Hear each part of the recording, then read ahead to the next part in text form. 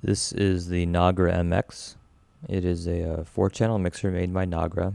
It was designed as an accessory for the Nagra 5, which is Nagra's first hard drive recorder, I believe. They made the Aries series of flash disk-based recorders to replace their very famous tape machines. This particular mixer has, like I said, 4 channels. Channels 1 and 2 are line level inputs.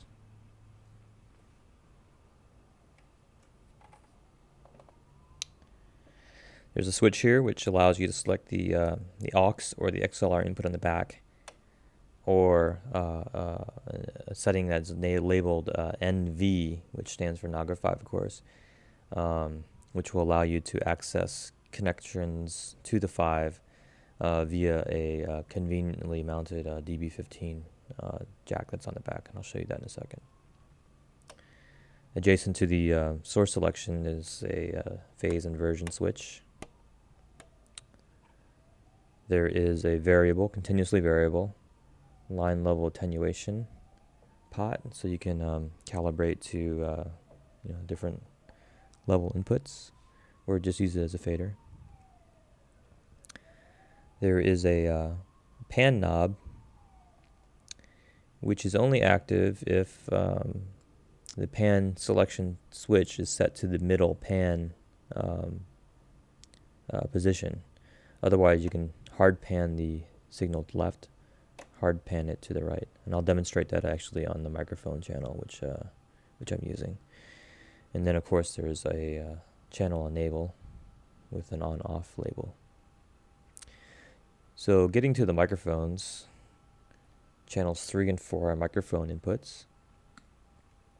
There is a low-frequency high-pass filter option, which is currently in, and I've just switched it out, so it is now full range. Okay, and then the filter is back in. Sensitivity adjustment with a 10 millivolt line or 2 millivolt settings for microphones. Currently setting have it set to 10 millivolt for these for this EV RE20 microphone that I'm using. Below is a pair of phase inversion switches. I can invert the phase easily. There are dual limiters, which, when enabled, can either be set for dual stereo operation where they're linked, or you can unlink them for independent mono operation. There, of course, is a on-off switch for each channel. Channel 3 is obviously the on, and the one I'm using, where I can set hard pan left, hard pan right, or of course the middle pan selection, which allows me to manually adjust the pan levels with this potentiometer.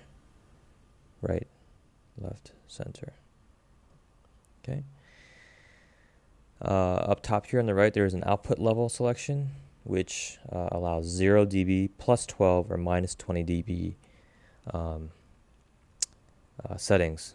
Good for either consumer, non-professional equipment, regular professional equipment, or even microphone level if you wanted to send it into another mixer, for example. The monitoring section itself has enable and disable switches for each of the 4 channels, and you can solo any of the channels. We're listening to the line outputs, so you will not hear any of these adjustments being made.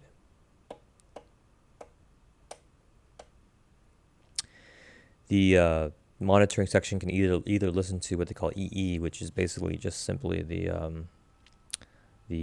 electrical output of the mixer, or you can flip it into a tape mode where you're able to either listen to a tape return from your recorder, or a USB return, which I'll describe more in a moment.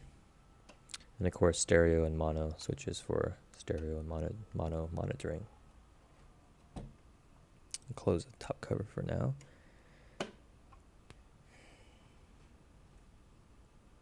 Okay. So on the front panel, starting on the left, you'll notice that, and this is somewhat of a departure for Nagra design, are two separate VU meters, analog style, which is what I prefer to work on. Traditionally, they would have used a single modular meter with 2 pins for the left and right signal. And for some reason, for this design, they just decided to use 2 separate VU meters with 1 pin each. One representing the left and right channel, or if you want to monitor the output versus the monitoring section, you can do that too.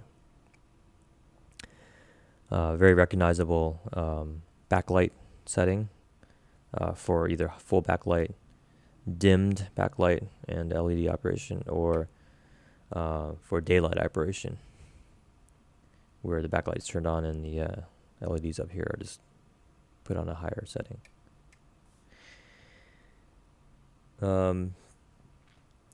Channel 3 is the microphone preamp I'm using currently. Just a simple potentiometer to change gain levels. If you are using stereo microphones, you can adjust the second microphone independently, get it to where you want it to be matched. And there is a clutch that you can enable. You got to press in this knob and twist it. And once the clutch is enabled, an adjustment on one mic pre will adjust both channels, locking them together. Go ahead and disable that again. Power LED with a power switch on and off. Currently I'm getting power from my Nagra 6, which you might be able to see in the background, and is actually being used to record this. Headphone jack, 1/4 inch standard. Now there are 4 groups of LEDs, which obviously show the levels of each of the 4 channels. Nice option to have that metering in addition to your main meters. They also indicate limiter status, so you can easily tell if your limiter is at its threshold and it's slightly being engaged, or whether it's in full limiting.